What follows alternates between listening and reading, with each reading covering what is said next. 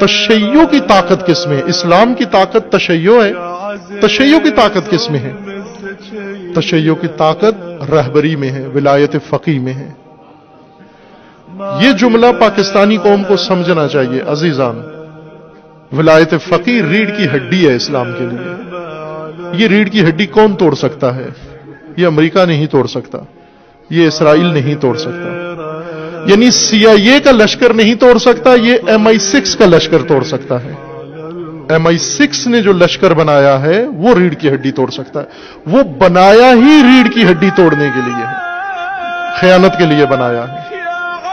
اس وقت ہدف اس لیے رہبر کو قرار دیا جا رہا ہے ہر بہانے سے، اور ظاہر ہے جہاں بصیرت نہ ہو۔ عمرو بن عاص نے جنگ میں قرآن اٹھائے سینوں نیزوں کے اوپر، اور 12,000 علی کا لشکر علی کو چھوڑ گیا، علی پر نعوذ باللہ لعن کرنے لگا۔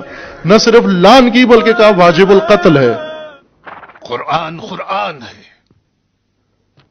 تم لوگ کافر ہو، مسلمانوں کو قتل کرتے ہو۔ علی سے کہو اشتر جنگ سے باز آ جائیں۔ اگر باز نہ آئیں تو کیا؟ خدا کی قسم ہم علی کو قتل کریں گے۔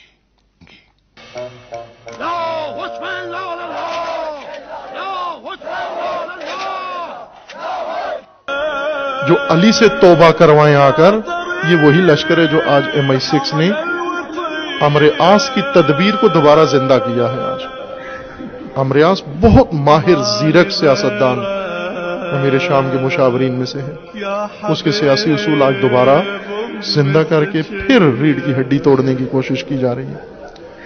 خب ظاہر ہے بابصیرت مومنین مسلمین آگاہ ہیں، لیکن پاکستان میں مشکلات زیادہ ہیں، چونکہ بصیرت نہیں، مداری کامیاب ہو جاتے ہیں، رہبر تنہا ہو جاتے ہیں۔ عزیزان، آپ سب کا فریضہ ہے، تمام ملت کا فریضہ ہے کہ جب بھی دشمن جہاں وار کرے اس کا دفاع کرو۔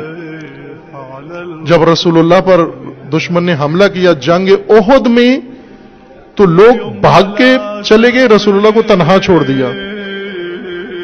لیکن سید الشہداء جب میدان میں سید الشہداء نماز کا وقت ہوا، اصحاب حسین نے اپنے آپ کو حسین کے سپر بنا دیا کہ انہوں نے ایک تیر حسین علیہ السلام کی طرف آنے نہیں دیا جب تک خود زندہ رہے۔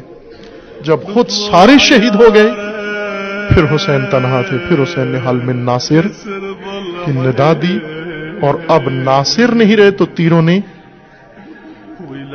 حسین کا محاصرہ کیا۔ عزیز من، اور سید الشہداء جب اکیلے رہ گئے تو ندا دی این فرسان الحجا، میرے شیروں کہاں ہو، میرے دلیروں کہاں ہو، وہ جو میری جان کے سپر تھے کہاں ہو، اب میں تنہا ہوں اور تیر ہیں۔ این عمار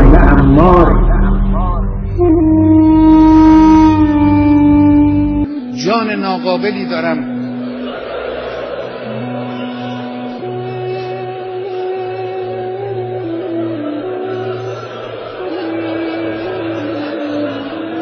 جسم ناقصی دارم،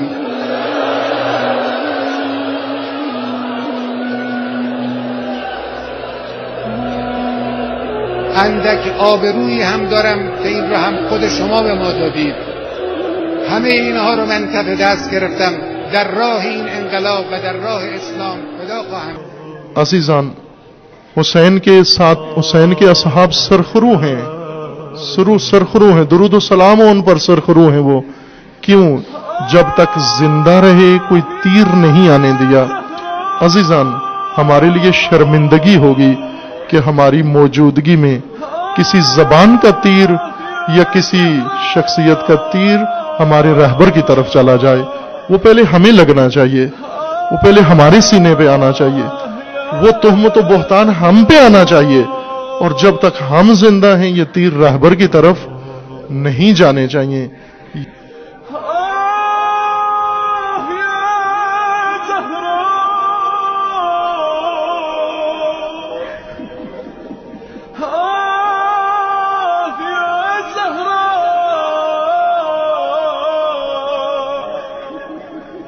آ